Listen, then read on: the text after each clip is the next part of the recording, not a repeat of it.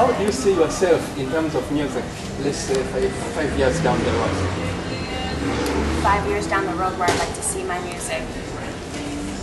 I'd like to see my music on a plateau where internationally I can have that contact with my fans, and I can have that effect on people that, like I said before, may not have a voice for themselves, and I could be that. And my fans mean everything to me, as you have seen on MySpace and wherever, and they really do encourage me, and that is where I do write my music from their lives. I would like to see my music in 5 years to a point where I can continue on and shed light on things that I also feel are important, that maybe media or whomever doesn't feel is quite important. Okay, let's talk a little bit about that in terms of your interest in problems around the world. How come you are so much interested in the kind of problems that different communities, different societies face, and you want to do something about it? What inspires you to want to change the world? It's interesting that you say it like that. I think you've read my quote by Gandhi, where he says, "Be the change you want to see in the world." Being a person of two completely different races, number one, having seen both sides of that was the initial thing that made me care about others. And I want to be something that is truthful, and I know that you may have your own issues going on, I have my own issues going on, but I want something that is lasting. So even when I am not here anymore, I have made an impression on the world, and I have made a difference in the world. So what exactly have you been doing in terms of your involvement in some of these issues? As far as what I've been doing, one of my biggest organizations I'm a part of is something called Save Darfur, and it could be as simple as getting events coordinated, going to these events myself, and maybe doing a few songs to draw people in. Maybe they normally wouldn't come, so I'll say, well, I'll be here in Long Island at this Darfur event, playing from 6 to 8 after this person speaks. And then I'll go ahead and just do massive promotions to try to get more people in. So if they don't maybe care about the cause, but maybe they kind of like my music, they say, well, I'll go just to see it and see, it'll be interesting. And then they gain so much more when they walk out. I'll also just publish things on the web that people can read. Normally, you go on my site just to hear my music. Then you click on this blog or something that I've written, some thought that I've written, and it opens your eyes about these people in this country that finally gotten what they deserve, and finally have gotten their freedom or their reparations or their justice. Let's talk a little bit about your background. Okay. You mentioned earlier that you are of African and European parentage. Basically, is that half, from what I saw your website, half Ugandan, half Russian, and also American, I guess? Yes, I guess now that I'm here. So, how does that define the kind of person you are? It defines me completely, because that is who I am. A lot of my even music it goes into, I'll have some songs, at least on the second album, that have more of an African influence, and I have some songs that are even on the first album that have a folk Russian influence. It defines me in the way I think, it defines me in the way I carry myself.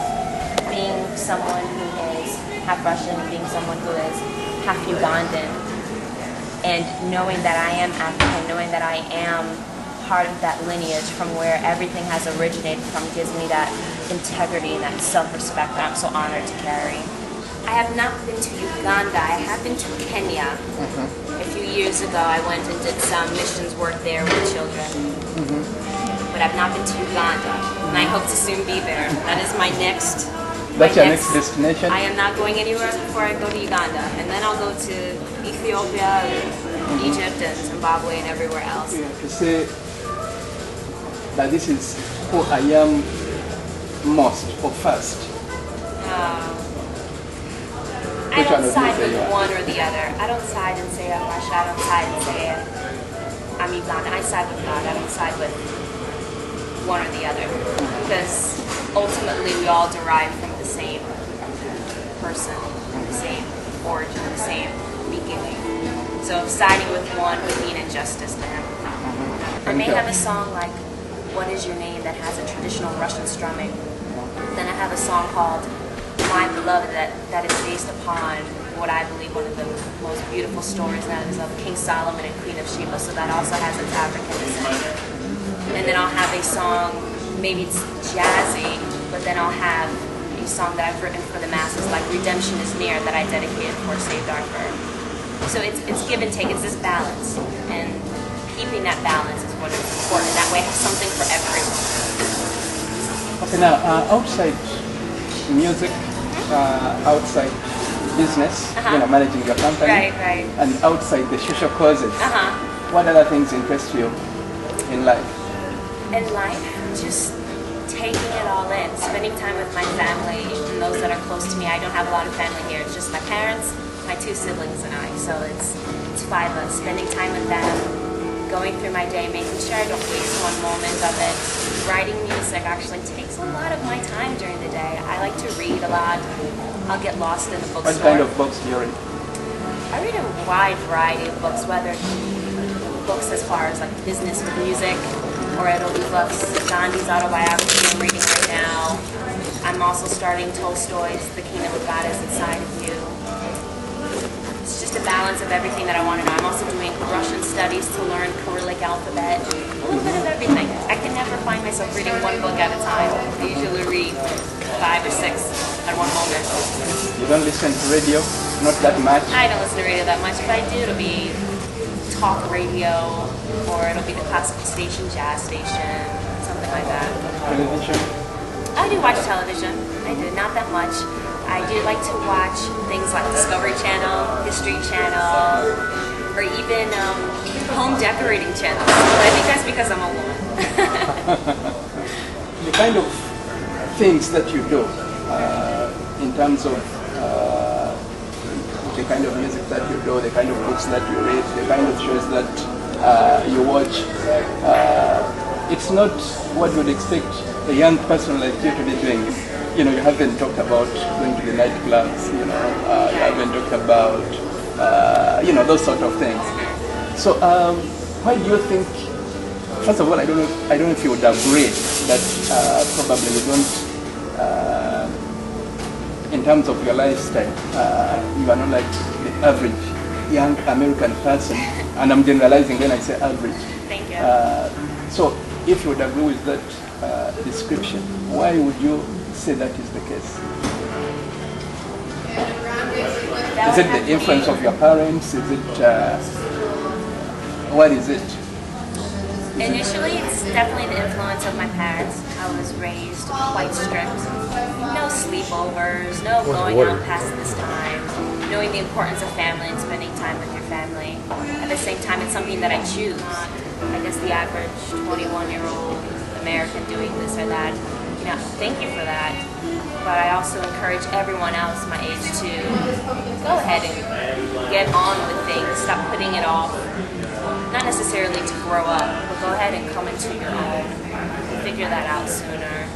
That way you don't look back and think, I wasted a decade. I wasted 10 years in my 20s doing nothing. I'm not saying you can't live your life and have fun. These are just the ways that I choose to do that. These are the ways I choose to live, and it's the most fulfilling to me. And what would you say are the things that piss you off? The things that piss me off? Don't tell me you never get pissed. Thank you. Maybe when I go to start my car and my battery is dead, that definitely upsets me. That's the biggest one. I have a lot of car problems. I don't get pissed off that much. I try to control my anger. Okay, anything else that you think would be important for me to include? Just a message for people all over the world to know that there are people that are thinking of them, and there are people who care about them and care about their voice and care about their situation, and to never give up hope. Always seek after truth.